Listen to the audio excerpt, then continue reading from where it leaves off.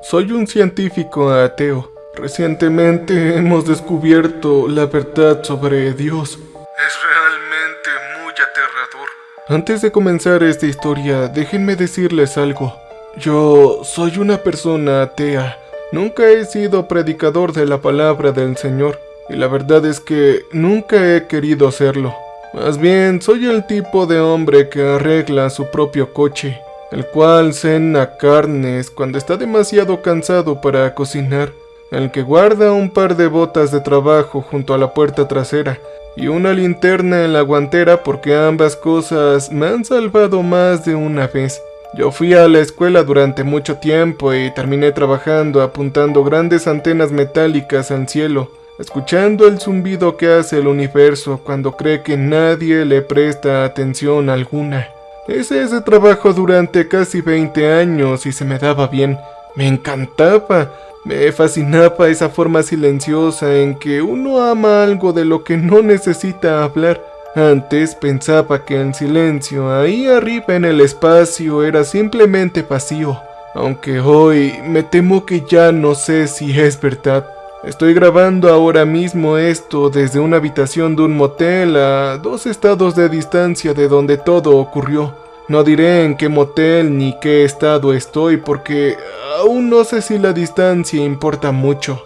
Yo dejé mi empleo, dejé mi casa, dejé todo lo que tenía en el armario de la cocina y en el pequeño cobertizo de atrás donde guardaba mis aparejos de pesca. Simplemente tomé mi camioneta, una bolsa de lona y el dinero que tenía en mi caja fuerte junto con toda la ropa que llevaba puesta. Eso fue hace 4 semanas.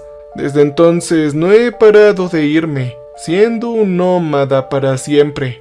Y no me asusta que todos ustedes me llamen loco. Yo ya lo he aceptado. Sin embargo, sí hay algo que me asusta. Que todos ustedes me crean durante lo que dure este relato y luego me olviden. Ya saben, ese tipo de personas cuando la gente olvida las advertencias en la lateral de un frasco de medicina. Me temo que escucharán esto, asentirán con la cabeza y luego seguirán deslizando en TikTok, YouTube o Facebook. Y más tarde, cuando salgan, por algún motivo que ni siquiera recordarán por la mañana, mirarán al cielo como siempre hace la gente normal. Pero advertencia, te voy a decir que no lo hagas. No veas el cielo porque Dios es real, pero no en la forma en que todos pensábamos que era. Y te voy a explicar el por qué ahora mismo. Me gustaría que escucharas hasta el final antes de decidir si vale la pena saber si soy una persona loca o no, porque sé que cuando acabe algo también te habrá llamado la atención. No por ningún ritual ni porque esté diciendo palabras especiales, sino simplemente porque la atención es una puerta que se abre en ambas direcciones y estoy a punto de abrir la mía de par en par. Y tú, amigo mío, que estás escuchando esto, estás al otro lado. Para aquellos quienes son un poco más religiosos, bueno, lamento las molestias. De todas formas, te lo cuento porque creo que mereces saberlo. La humanidad necesita saberlo. El lugar donde trabajaba era una instalación de radiotelescopios en el desierto alto del este de Oregon. Sí, un lugar muy alejado y remoto. Si alguna vez has conducido por esa zona, sabes a qué tipo de terreno me refiero. Matorrales, tierra roja y seca y artemisas.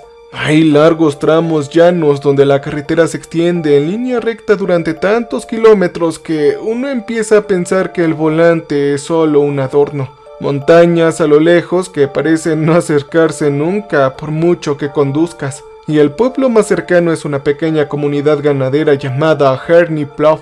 Ahí hay una gasolinera, una tienda de comida, un restaurante que cierra a las 7 y una iglesia a la que ya nadie acude. El semáforo más cercano está a 40 minutos. El hospital más cercano está a más de 1 hora. Por la noche, al salir, las estrellas caen tan cerca y con tanta intensidad que parecen un peso sobre los hombros. Vaya, sí que me encanta esta sensación. En las noches despejadas solía quedarme junto a los platos, mirar hacia arriba y sentirme pequeño de una manera que me transmitía paz. Era como si volviera a ser un niño en el fondo de una alberca, Sí, ese tipo de persona que mira hacia el sol a través del agua. Pero mi instalación de trabajo en sí consistía de 6 antenas dispuestas en un valle poco profundo, con un edificio de control bajo de bloques de hormigón en el centro y un camino de acceso de grava que se convierte en un lodazal cuando cae la rara lluvia del desierto. Déjenme decirles que las antenas aquí no son gigantescas como las que se ven en las películas, más bien son de un tamaño mediano, de unos 12 metros de diámetro cada uno, y se mueven sobre pesadas estructuras de acero que se extienden al girar. El edificio de control cuenta con una cocina, un dormitorio con 4 camarotes, 2 baños completos, un taller y, vaya, la sala de observación principal con las consolas y las pantallas, además de la silla en la que me siento durante la mayor parte de mi vida laboral. Contamos con un generador de respaldo y un cobertizo en la parte trasera. Oh, y se me olvidaba, también hay un tanque de propano para la calefacción. Por si acaso hay un teléfono satelital para emergencias porque la señal celular aquí no llega. Y ese es todo el lugar. Ahí pasé la mayor parte de mis últimos 20 años. Éramos 4 sujetos en el equipo regular cuando esto comenzó. Humberto era el gerente de obra. Tenía casi 70 años. Estaba encorvado y curtido por el sol. El tipo de hombre que lleva tanto tiempo haciendo lo mismo que el trabajo y la persona habían comenzado a parecerse y fusionarse. Llevaba en el centro desde su construcción a finales de los años 70. Trataba este lugar como un ranchero trata a su ganado, con una especie de afecto rudo, hablando en voz baja cuando creía que nadie lo escuchaba. Sí, Humberto tenía esposa y 2 hijas adultas que vivían fuera del estado. Bebía un poco de vez en cuando, pero nunca durante su turno. Era lo más parecido a un amigo que tenía aquí. Y luego estaba Priya. Era la mujer recién llegada. Tendría unos 27 o 28 años. Venía de una universidad en la costa este y el desierto la había impactado demasiado. Había crecido en ciudades toda su vida y la inmensidad del cielo aquí la dejó callada durante las primeras semanas. Sí, esta es la forma en que la naturaleza hace callar a muchos recién llegados. Pero Priya era muy inteligente, de esas que te permiten preguntarle sobre un conjunto de datos que había revisado hace una semana y te puede dar la respuesta sin mirar otra vez. Ella extrañaba a su madre. Llamaba a casa casi todas las noches antes de que comenzara su turno. Por ahí también estaba Doc, el técnico de mantenimiento. Doc era el más joven de todos nosotros, hablando de específicamente los hombres, ya que tendría 30 años. Era un buen muchacho de algún lugar del norte de Texas, quien había terminado en Oregon tras 3 o 4 trabajos fallidos. Él escuchaba música country demasiado alta en la estación, guardaba una lata de café llena de colillas junto a la puerta trasera, aunque estaba prohibido fumar en esta propiedad. Es de esos tipos que te arreglan una llanta pinchada gratis y luego se niegan a aceptar una cerveza a cambio. Sí, Doc me cae muy bien. Y luego estaba yo, bueno, mi nombre es Ángel Cotwell. Soy el observador principal, el que decide qué escuchan los satélites cada noche. He trabajado aquí mucho tiempo. Me he divorciado una vez y no tengo hijos. Tengo una casa en Horny Bluff con un jardín que nunca llegué a querer tanto. Trabajaba en el turno de noche más a menudo de lo necesario porque me gustaba la tranquilidad y porque no había nadie esperándome en casa. Sí, les cuento todo esto porque quiero que entiendan que nosotros somos gente normal así como tú. No buscábamos nada en particular, ni la fama, ni el estrellato. Simplemente éramos personas normales haciendo un trabajo normal. Teníamos facturas que pagar, rutinas y pequeñas penas personales. Bebíamos demasiado café. Y lo que encontramos, no lo encontramos porque fuéramos especiales. Esa cosa nos encontró porque estábamos quietos en el lugar correcto y porque yo en particular estaba aburrido. Y porque no sabía cuándo dejar las cosas como estaban. La primera noche maldita fue un martes de octubre. Recuerdo el día de la semana porque me detuve en el restaurante para comer un sándwich de atún gratinado de camino a las instalaciones. y el martes era el único día en que lo preparaban como a mí me gustaba.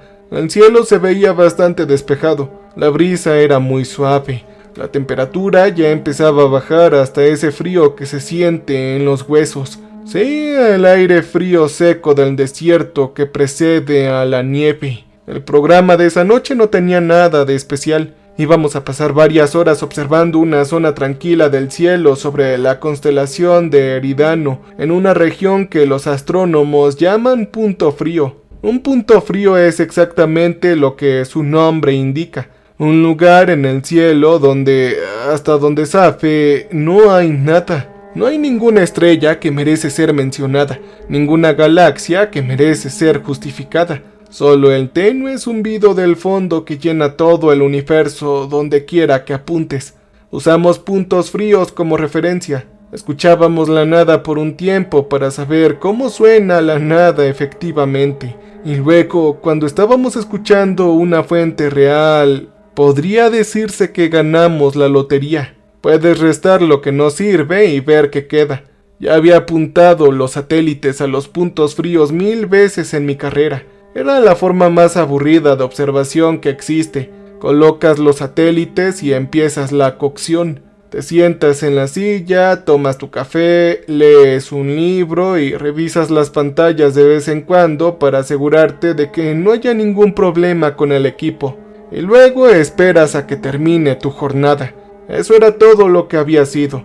Pero esa noche, sin embargo, el silencio tenía una textura muy rara. No sé cómo describirlo de otra manera. Los instrumentos no mostraban nada que pudiera señalar. Las agujas del medidor permanecían donde debían. La pantalla permanecía limpia. No había ninguna señal. No había ninguna anomalía. No había nada en ninguno de los registros que pudiera haberle mostrado a otro científico y decirle: «Oye, mira, encontré algo raro». Pero yo me quedé sentado en mi silla y se me erizó el vello de los brazos, sintiendo un escalofrío en la nuca, como cuando alguien está de pie detrás de ti en una habitación oscura y no lo has escuchado entrar. Yo me di media vuelta, no había nadie detrás de mí. La sala de control estaba completamente vacía, salvo por Priya, que estaba en la otra consola al otro lado de la sala trabajando algo en su computadora. La miré y ella ya me estaba mirando. Ella me dijo en voz baja lo siguiente: «¿Acaso no sientes lo mismo? Hay algo raro sucediendo», me dijo. Yo le respondí que sí. Después de eso, ninguno de los dos dijo nada más durante un buen rato. Nos sentamos ahí entre el zumbido de los ventiladores y el suave tic-tac del reloj de pared y escuchamos sin saber qué era lo que estábamos escuchando. Al cabo de un rato, la sensación se desvaneció, como la de ser observado en una habitación oscura cuando finalmente se enciende la luz. Terminamos el turno y no hablamos de ello, simplemente nos fuimos a casa. En el camino de regreso a la ciudad, bajo la luz gris del atardecer, me dije a mí mismo que eran los nervios, que tenía el azúcar bajo, que el sándwich de atún estaba en mal estado quizás. Tal vez estaba muy cansado y que me estaba haciendo viejo y que mi imaginación empezaba a jugarme malas pasadas. También me dije que luego me reiría de ello, pero no era tan gracioso en realidad. Durante las 2 semanas siguientes la sensación volvió. No todas las noches. Eso fue lo que me impidió hablar con nadie de las autoridades. Si hubiera ocurrido todas las noches, bien podría haberlo atribuido a un fallo técnico, quizás a un problema con el cableado o a algún tipo de interferencia de baja frecuencia proveniente de algún equipo en el edificio. Pero no ocurrió todas las noches, solamente a veces. Y al cabo de un tiempo empecé a notar que solo sucedía cuando apuntábamos a una zona fría en particular, cuando seguíamos una fuente conocida, una estrella, una galaxia, un pulsar o cualquier cosa que se suponía que el cielo contenía. Esa sensación nunca aparecía. La sensación solo surgía cuando apuntábamos a las partes del cielo que se suponía que estaban vacías. Primero intenté hablar con Doc, porque era con quien era más fácil conversar. Una tarde, cerca de su taller, lo encontré fumando uno de los cigarrillos que no debía y le pregunté: «Oye, Doc, déjame hacerte una pregunta.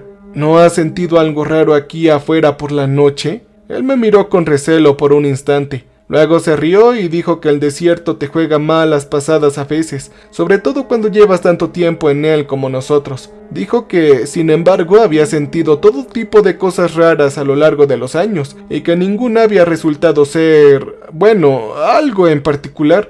Dijo que el truco era tomar menos café y dormir un poco más. Luego me dio una palmadita en el hombro y volvió adentro. Después intenté hablar con Priya. La encontré en la cocina al comienzo de su turno mientras preparaba té. Oye, ¿te acuerdas de aquella noche hace un par de semanas? ¿Esa sensación tan rara? Pregunté. Ella supo inmediatamente a qué noche me refería sin que yo tuviera que decir nada más. Dejó la bolsita de té y me miró fijamente durante un buen rato. Luego, en voz baja, me dijo que había dejado de ir sola al baño durante los turnos de noche. Lo dijo como si estuviera confesando algo vergonzoso. No quiso decirme por qué. Luego tomó su taza y salió de la cocina sin mirar atrás. Fue entonces cuando supe que no era solo yo. Supe que tenía que ir a ver a Humberto. Él estaba en el taller a la mañana siguiente con las manos negras de grasa trabajando en el montaje de los engranajes de uno de los satélites más pequeños. El taller olía a aceite, café viejo y al olor seco a electricidad que desprendían los calefactores del edificio tras haber estado encendidos demasiado tiempo. Me quedé en el umbral y le dije con la mayor claridad posible lo que había estado sintiendo, esa sensación de estar siendo observado, la textura del silencio y la forma en que solo aparecía cuando señalábamos los lugares vacíos. Él se quedó quieto mientras yo hablaba. Dejó la llave inglesa que sostenía. Tomó un trapo y se limpió las manos con él durante un buen rato sin verme. Yo he conocido a muchos hombres que usan el gesto de limpiarse las manos para ganar tiempo antes de tener que decir algo difícil. Él ya estaba ganando mucho tiempo. Cuando finalmente levantó la vista, su rostro reflejaba algo que jamás había visto.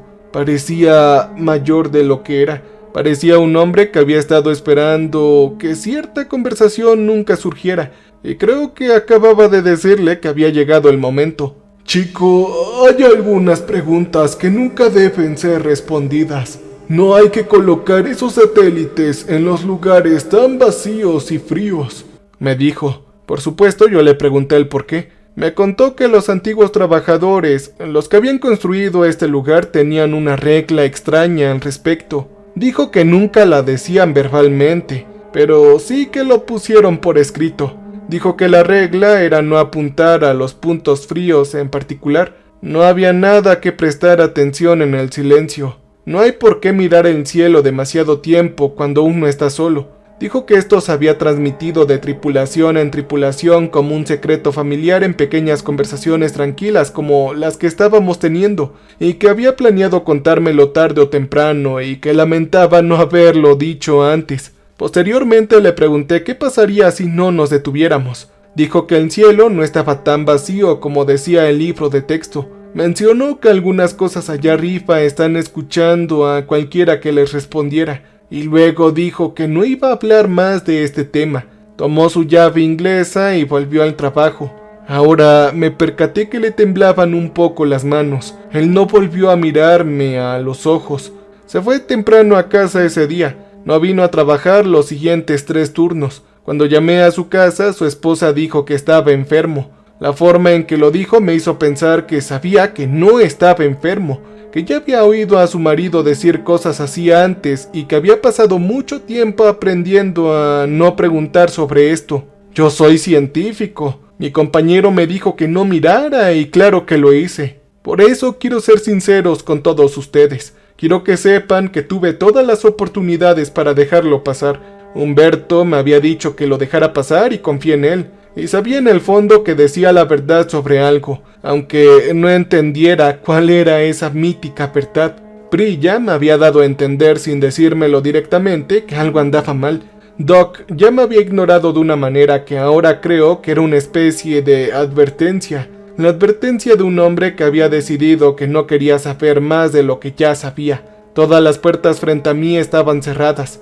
Y alguien a quien respetaba estaba parado frente a cada una de ellas. Y todos, cada uno a su manera, me decían que me diera media vuelta y regresara por donde había venido, pero no lo hice. En cambio, me senté en la consola un domingo por la noche, cuando prácticamente tenía toda la instalación para mí solo, con solo Doc durmiendo en la habitación con literas al final del pasillo. Así que apunté nuevamente la antena parabólica más grande hacia el trozo de cielo más profundo y vacío que pude encontrar en todo el lugar. Elegí un lugar tan vacío y frío que ni siquiera los estudios sobre puntos fríos lo habían mencionado antes. Me dije a mí mismo que solo iba a escuchar un poco. Me dije que si sentía que me observaban, lo apagaría de inmediato y no lo volvería a hacer jamás. Sí, me dije muchas cosas esa noche, pero sentado en la silla con las manos en los controles mientras la antena exterior gemía, giraba y alzaba su enorme superficie metálica hacia un trozo de cielo donde se suponía que no debía haber nada, me sentí en trance.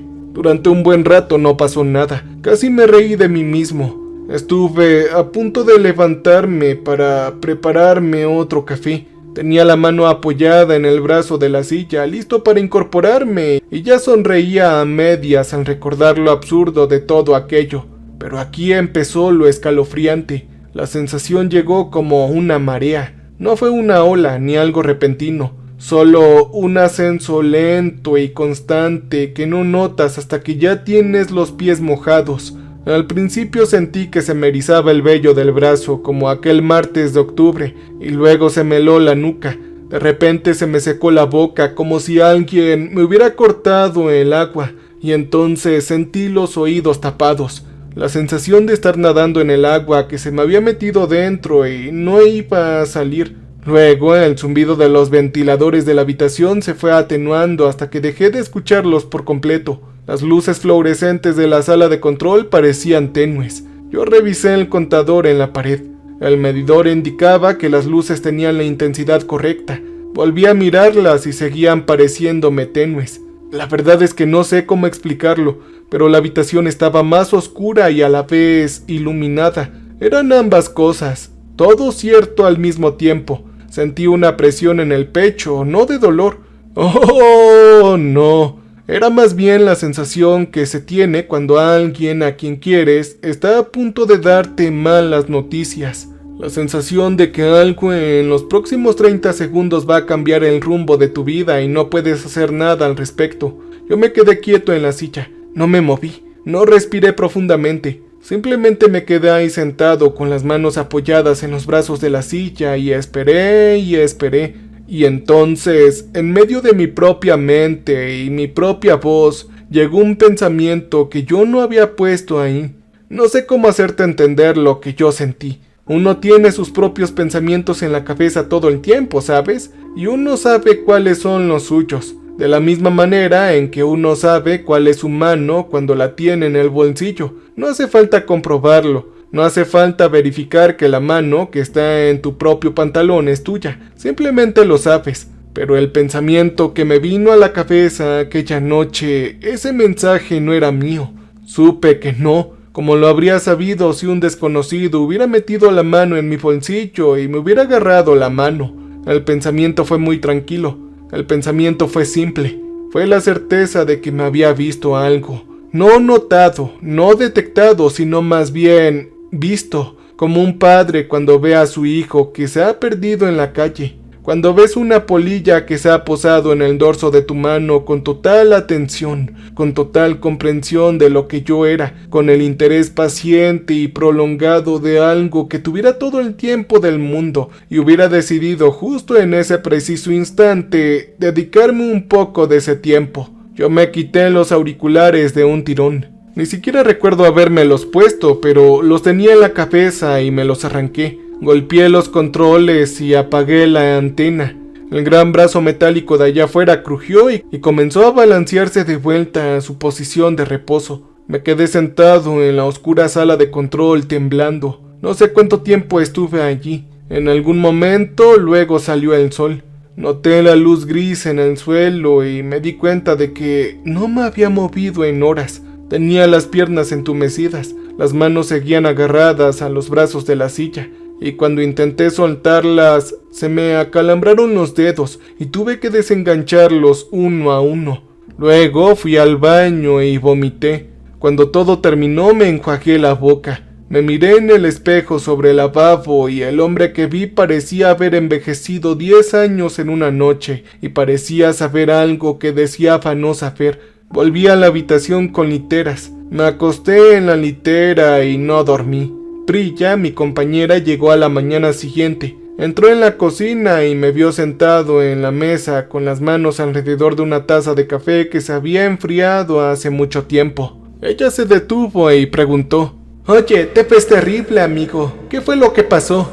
Yo le conté todo. La antena, el trozo de cielo vacío, el amanecer lento, las luces tenues brillantes y el pensamiento que me rondaba la cabeza que no era mío. Una escena. Ella me escuchó sin interrumpirme. No se movió del umbral en todo el tiempo que estuve hablando.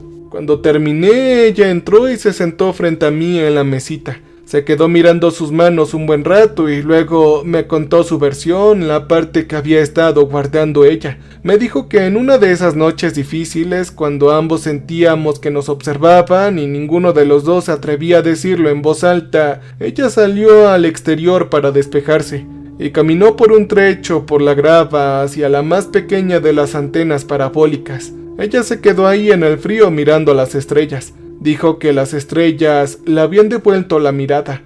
No lo decía en el sentido literal de la palabra, tampoco en el sentido figurado. Dijo que sintió que todas las estrellas del firmamento la miraban a la vez, como la multitud en un estadio cuando alguien grita. Dijo que podía sentir el peso de todas ellas sobre ella simultáneamente, y añadió que no era un peso hostil, pero tampoco amistoso. Fue el peso de algo enorme y muy antiguo lo que finalmente había notado, y ahora la observaba como quien observa una hormiga que ha caminado por el dorso de una mano. Dijo que había corrido de vuelta adentro. Se sentó bajo las luces fluorescentes de la cocina durante casi una hora con la cara entre las manos, tratando de convencerse de que eso no había sucedido en realidad. Dijo que casi lo había logrado. Dijo que lo estaba haciendo bastante bien hasta que me senté frente a ella esta mañana con esa expresión. Mencionó que no creía que hubiéramos descubierto nada nuevo. Pensaba que simplemente nos habíamos detenido el tiempo suficiente para darnos cuenta de que lo que siempre había estado ahí efectivamente era real. Ahora que lo pienso, el universo no es simplemente un lugar, el universo es un rostro. Y hemos pasado toda nuestra vida mirándolo fijamente sin saber que tiene ojos, dijo ella. Nos quedamos sentados en la mesita durante un buen rato sin decir nada más. Afuera el viento arreciaba y podía escuchar rozar todas las antenas, haciendo crujir los soportes de acero. 2 noches después, Doc no se presentó a su turno. Su camioneta estaba en el estacionamiento y sus herramientas estaban dispuestas en el taller como siempre las dejaba al terminar el trabajo, formando una fila ordenada sobre el banco de trabajo con las llaves inglesas ordenadas de la más pequeña a la más grande. Su taza de café estaba sobre el banco de trabajo junto a las herramientas, y cuando lo toqué con el dorso de la mano todavía estaba caliente. Prilla y yo registramos el lugar. Revisamos la habitación con literas, los baños y la cocina, junto con el taller y el pequeño trastero donde guardábamos las piezas de repuesto. Empezamos a preocuparnos. Empecé a pensar que tendríamos que usar el teléfono satelital y llamar a emergencias. Pero más tarde lo encontramos en la sala de control. Estaba sentado en mi silla, la misma en la que me sentaba en cada jornada, la misma en la que me había sentado 2 noches antes cuando apunté la antena hacia el trozo de cielo vacío. Él estaba mirando a la pantalla principal, pero la pantalla principal estaba apagada. La consola entera estaba fuera de función. No había nada que mirar, pero aún así la miraba con una leve y serena sonrisa. El tipo de sonrisa que se dibuja cuando uno escucha una pieza musical que solo él puede escuchar. Luego yo dije su nombre, pero no me hizo caso. Me coloqué frente a él a la altura de los ojos. Agité la mano delante de su cara. Sus ojos permanecían inmóviles, casi muertos. Siguió sonriendo a la pantalla oscura como si no existiera. Le toqué el hombro y él habló sin mirarme. Su voz era casi la suya. Ese mismo encanto de siempre, pero había algo más allá de eso. Era como si una segunda voz tarareara junto a la suya suavemente, justo debajo de la superficie, como un bajo que tararea bajo una melodía. No sé cómo decirlo. Tienen que escuchar algo así para entenderlo. Pero espero, por Dios, que nunca lo hagan. Él dijo que estaba todo bien. Dijo que no había nada que temer. Que Dios era inmenso. Que Dios simplemente nos había visto. No estaba enfadado con nosotros. No era cruel. Simplemente estaba muy viejo y cansado. Curioso de su propia creación. Dijo que una vez que sabe tu nombre, le gusta hacer compañía. Después de eso le pregunté si estaba bien y me dijo: amigo, nunca he estado mejor. Entonces giró la cabeza lentamente, como cuando un hombre se despierta de una siesta, y me miró por primera vez. Sus ojos eran los mismos que conocía desde hace años. Pero ahora había algo detrás de ellos que antes no estaba. Algo paciente, celestial e interesante. Algo que me miraba a través de los ojos de mi amigo como quien mira un pez a través del cristal en una pecera. Me sonrió con esa pequeña sonrisa tranquila y me dijo: deberíamos comenzar a rezar. El Armagedón está a punto de ocurrir y Dios nos hará compañía. ¿No te gustaría mi compañía ahora?, me preguntó. La verdad es que no recuerdo haber salido de la habitación ese día. Recuerdo estar en la sala de control y recuerdo estar en el pasillo, pero el resto se me ha olvidado. Tomé a Priya del brazo y se puso pálida porque ella también lo había escuchado, pero no dijimos nada. No hacía falta hacerlo. Salimos del edificio, nos subimos a mi camioneta y nos alejamos de la propiedad. Yo no miré hacia atrás, a la ventana de la sala de control, porque no quería saber si nuestro Doc nos estaba viendo marchar, o si era otra cosa más allá de mi compañero carne y hueso que nos estaba viendo. Conduje hasta la casa de Humberto a las afueras del pueblo. Ya era media mañana y las calles estaban prácticamente vacías, como siempre a esa hora. Me estacioné en su entrada detrás de su vieja camioneta. Mi compañera se quedó en el carro. Yo me acerqué temeroso a la puerta. Llamé y Humberto abrió casi de inmediato, como si hubiera estado en la sala observando la entrada. Me miró a la cara y dijo: ¿qué sucede? Por favor, entra. Él sirvió 2 vasos de bourbon en la mesa de la cocina. Ni siquiera era mediodía, pero me sirvió un vaso enorme y otro para él. Se sentó frente a mí. Él no tocó su vaso y no me preguntó qué había sucedido exactamente. Simplemente esperó. Yo le conté sobre Doc y todo lo que había visto. Su mirada estaba fija en la pantalla en blanco, su sonrisa y esa segunda voz que salió de él. Le dije que necesitaba que me dijera qué estaba pasando. También mencioné que no me iría de su casa hasta que él me lo contara, pero dio un largo trago a su bourbon. Dejó el vaso con mucho cuidado sobre la mesa. Se quedó mirando a la pared detrás de mí durante un buen rato, como hacen los hombres cuando miran algo que no está ahí, y entonces empezó a hablar. Dijo que cuando se construyó el sistema a finales de los años 70, el equipo original había sentido lo mismo que yo. Tampoco le habían puesto un nombre entonces. Comentó que era un pequeño equipo, de unos 5 o tal vez 6 hombres, y que estaban muy entusiasmados con su nuevo equipo y su nuevo trozo de cielo, y que habían apuntado las antenas parabólicas a todo tipo de lugares, incluso a los que se suponía que estaban vacíos, porque no sabían hacerlo mejor. Mencionó que la sensación de ser observados comenzó el primer mes, que uno de los tripulantes, un joven cuyo nombre aún no se atreve a pronunciar, no dejaba de apuntar las antenas hacia esos puntos vacíos. En fin, este era un hombre curioso. Creía estar a punto de realizar un gran descubrimiento, y no se había equivocado del todo, pero no había comprendido qué tipo de ventaja era esa. Pasaba cada vez más tiempo en el turno, concentrado en los puntos fríos y muertos, dedicando cada vez más horas libres a sentarse fuera del edificio de control por la noche, mirando al cielo.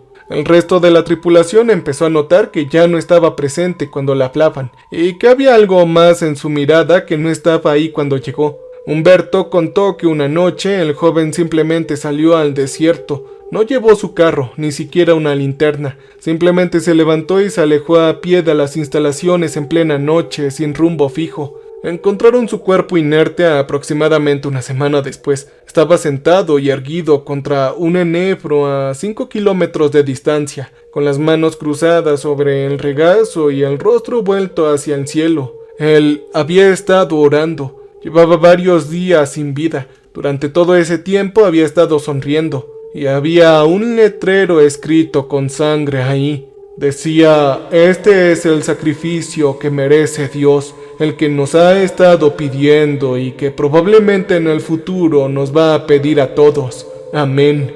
Humberto dijo que la regla se creó después de todo esto. No debíamos apuntar a esas zonas muertas del espacio ni escuchar lo que Dios tiene que decir. Y hagan lo que hagan, no mirar el cielo demasiado tiempo cuando estemos solos. La regla se había transmitido de tripulación en tripulación a lo largo de los años, tal como yo quería que Humberto me la transmitiera.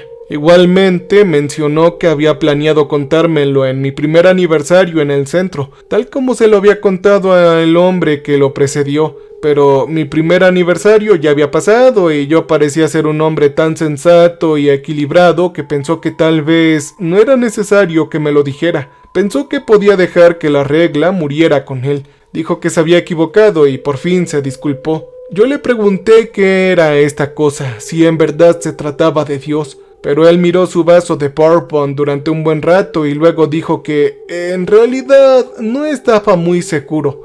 Dijo que nadie lo sabe realmente. Dijo que la palabra Dios era lo más cercano que la gente tiene para describirlo, pero que en realidad tal vez no pueda ser la palabra correcta porque se supone que Dios ama a la creación y esta cosa definitivamente no nos ama, pero tampoco nos odia. Simplemente nos ha visto, y ser notado por algo grande dijo que era una especie de destino final. No el final en el que dejas de existir, no, sino el final en el que dejas de ser solo tú mismo. El final en el que una parte de ti empieza a pertenecer a algo más y esa parte crece con el tiempo hasta que te queda muy poco de tu yo original. Dijo que creía que nuestro compañero Doc le había pasado esto, que pensaba que yo debía irme del estado, que nunca más debía arriesgarme a mirar al cielo nocturno, y que si tenía que estar fuera después del anochecer debía mantener la vista fija en el suelo o en el horizonte, y nunca dejar que se desviara hacia arriba. Le pregunté si alguna vez había orientado él mismo las antenas parabólicas hacia los lugares muertos. Él me miró fijamente durante un buen rato y luego dijo que una vez hace mucho tiempo, que aquella noche había sentido lo suficiente como para saber que no quería volverle a sentirlo jamás. Añadió que había sido muy cuidadoso durante estos 40 años, que creía que lo habían olvidado casi por completo, pero a veces, ciertas noches, aún sentía una leve presión como una mano posada sobre su cabeza, y sabía que ser olvidado no era lo mismo que ser invisible, y que aquel Dios sabía exactamente dónde estábamos y simplemente había decidido por el momento no prestar más atención. Me dijo que esperaba que yo tuviera esa misma suerte.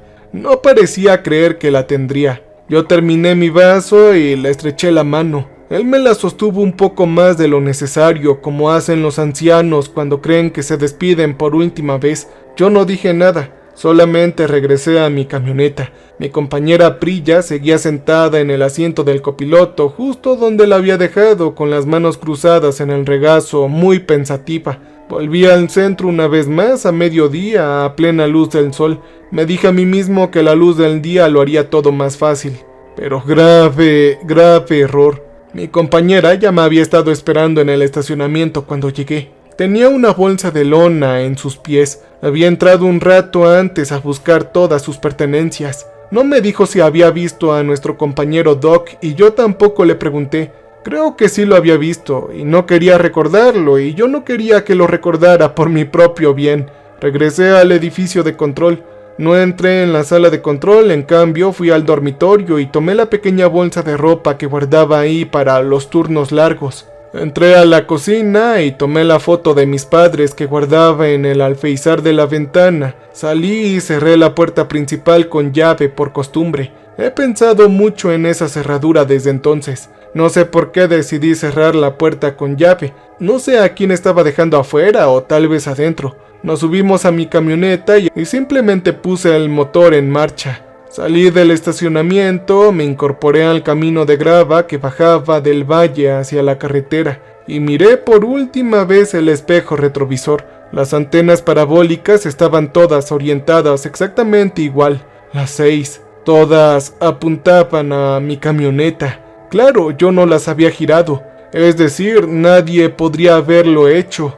Estaban en su posición de reposo cuando entré al edificio y seguían así cuando salí, porque pasé junto a ellas en ambas ocasiones y me habría dado cuenta si yo las hubiera movido. Pero ahora, mientras miro por el retrovisor, al alejarme por ese camino de grava, esas 6 enormes antenas metálicas apuntaban hacia mí, como una hilera de girasoles hacia el sol, y nos estaban siguiendo.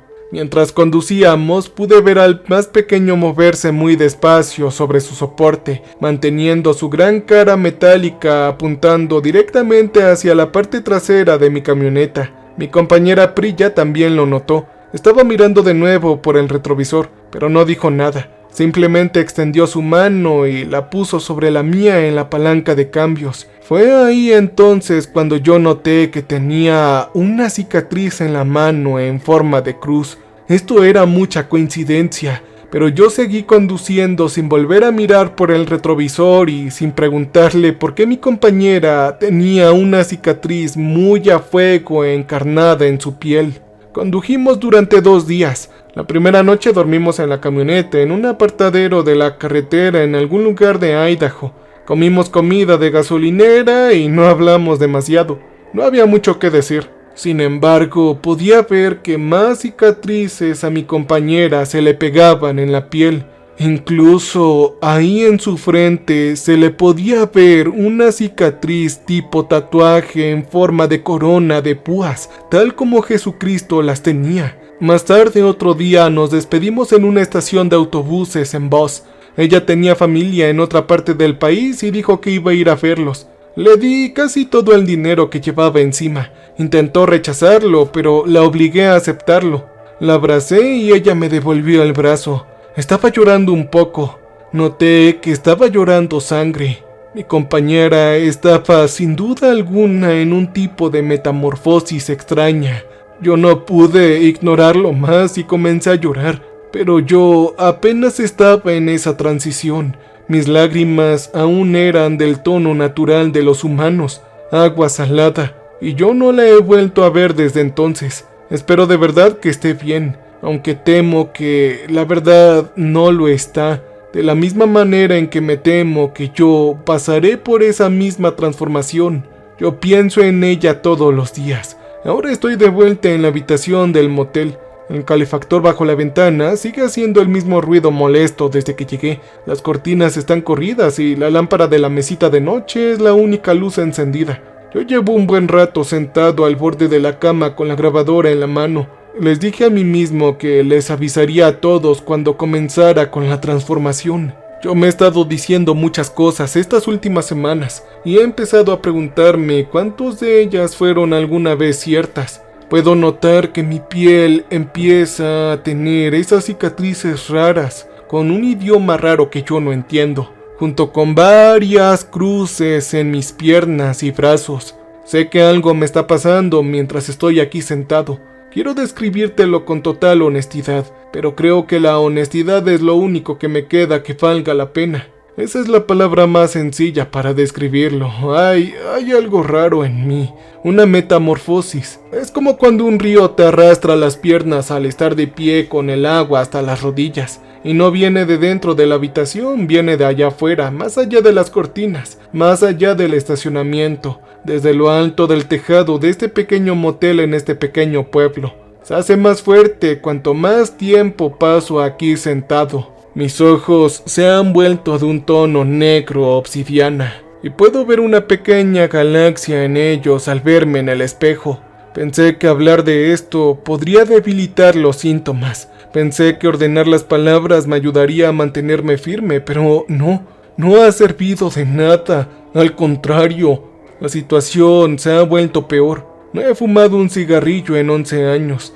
Dejé de fumar el año en que falleció mi padre, porque murió de esa misma enfermedad que suele causar la muerte de los fumadores, y me hice la promesa, de pie junto a esa cama, de que lo dejaría. He cumplido esa promesa todos los días desde entonces. Casi nunca he sentido esta tentación. Te cuento esto para que entiendas lo que significa que ahora mismo haya un paquete de cigarrillos sin abrir en la mesita de noche. Los compré en la tienda más cercana hace aproximadamente una hora.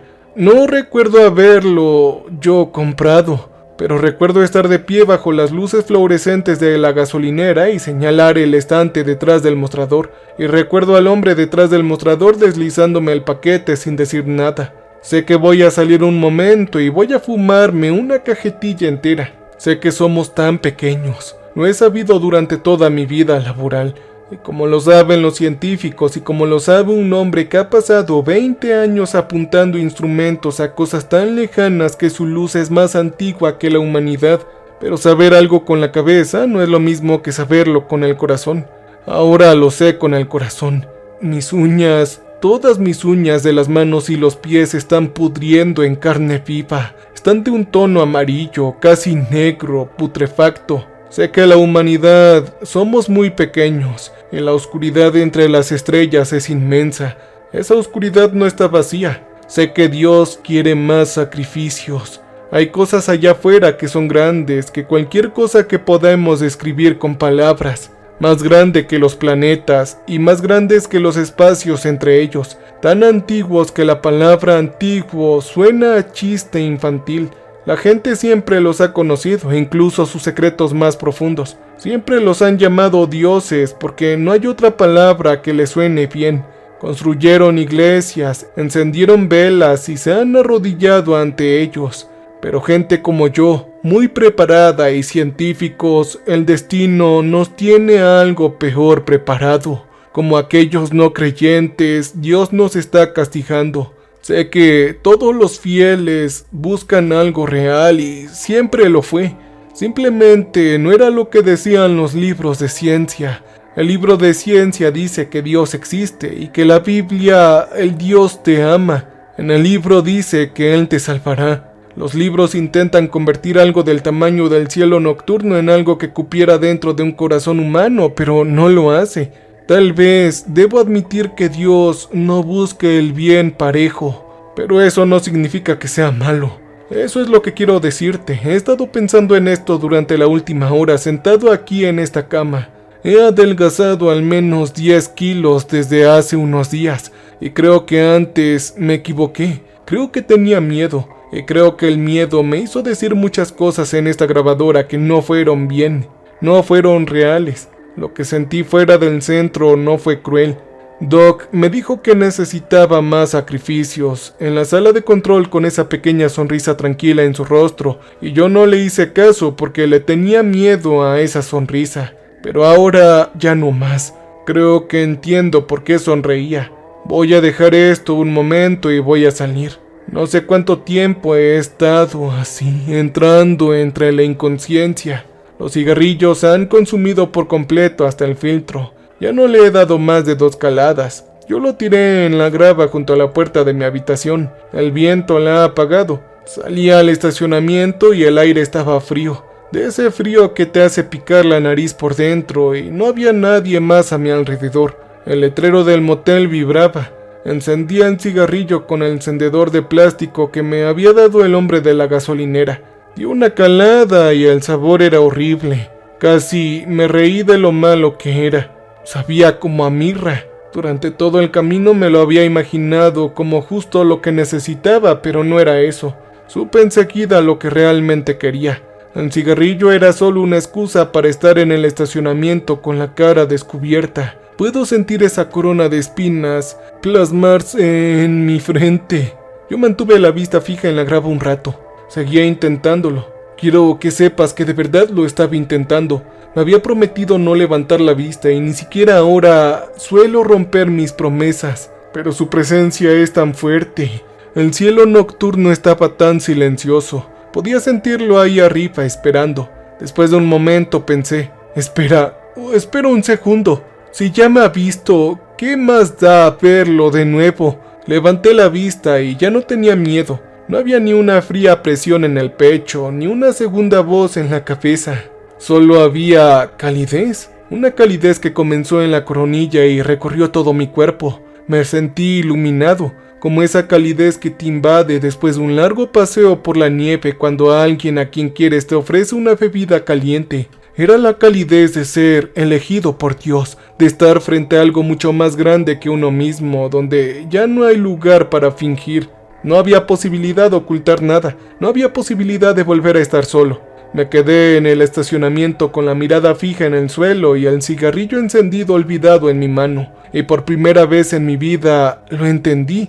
Esto era lo que todos los fieles buscan. Esto era lo que la gente buscaba cuando anunciaba su fe en la iglesia. Buscaban esa iluminación que sentí en el estacionamiento, pero habían estado mirando en el lugar equivocado. Ellos deberían haber estado mirando hacia arriba, en los puntos muertos. Solo tenían que mirar hacia arriba. Y yo ya casi cumplo mi misión. Mi piel está más pegada al hueso. Quiero retractarme de lo que dije antes. Me he equivocado como hombre de ciencia. Me equivoqué muchísimo y lamento haberlos asustado a todos. Lamento haberles dicho a ustedes, hijos míos, que no miraran, porque el cielo es hermoso. Lo que hay en el cielo es demasiado hermoso. Nos ha estado esperando durante mucho tiempo y es paciente, pero la paciencia no es lo mismo que la falta de deseo. Creo que desea ser visto, que nosotros como hijos seamos vistos. Creo que se ha sentido solo, como puede sentirse algo tan grande, y creo que cada par de ojos que se dirigen hacia él es un pequeño gesto de bondad. Puedo sentir que estoy flotando ahora mismo. Sé que no es una alucinación. Puedo ver mis pies levitando el pavimento, y creo que debemos estas muestras de amabilidad después de todo este tiempo. Así que esto es lo que quiero que hagas. Cuando termines de escuchar este relato, quiero que te levantes, porque yo ahora me siento más ligero cada vez más. Quiero que camines hasta la puerta y salgas a la noche que te espera allá afuera. Quiero que inclines la cabeza hacia atrás y mires hacia arriba. Quiero que ores, un Padre Nuestro o lo que sea. No solamente mires de reojo, realmente siéntelo. No apartes la vista. Mira, observa, quédate quieto abajo como estoy yo ahora mismo, flotando hacia arriba, cada vez más elevándome más y más. Sé que tengo la grabadora aquí en la mano. La puerta de mi habitación está cada vez más lejos. La luz que veo allá arriba en el cielo se hace más y más fuerte, y el suelo terrenal se vuelve también más lejano. Puedo sentir que Dios me está esperando, espera que sea un sacrificio. Ahora he estado derramando lágrimas de sangre, pero aún mantengo esa sonrisa en mi rostro, porque sé que me espera algo mejor. Y mientras subo a la atmósfera, perdiendo poco a poco el oxígeno, me siento ahora renovado, me siento perdonado. Sé que Dios es real, porque ahora mismo estoy yendo hacia Él en el camino verdadero. Por favor, levanta las manos y ora. Hazlo, porque yo ahora mismo estoy perdiendo la conciencia, pero sé que mi sacrificio no será en vano. Que Dios perdone nuestros pecados. Amén. Cambio y fuera.